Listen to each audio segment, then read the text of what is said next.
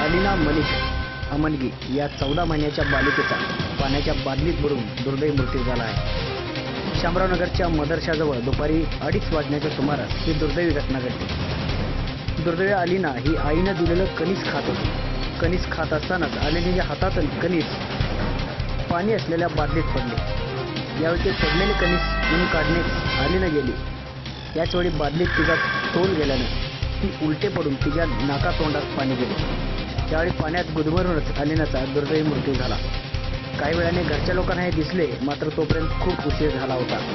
तरीही तिला तातडीनं सांगली या शासकीय रुग्णालयात दाखल करण्यात आलं। मात्र डॉक्टरांनी तिला मृत घोषित केल्यानंतर तिच्या कुटुंबियांनी एकच हंबरडा फोडला। दिसायला देखणी असलेली अलिना शेजारच्या लोकांना फार आवडत होती। नेहमीच लुटू पळत सर्वजणांकडे जाणाऱ्या आणि सर्वांची लाडकी असणाऱ्या अलिनाच्या आकस्मिक जाण्यानं या परिसरात हळहळ व्यक्त होत आहे।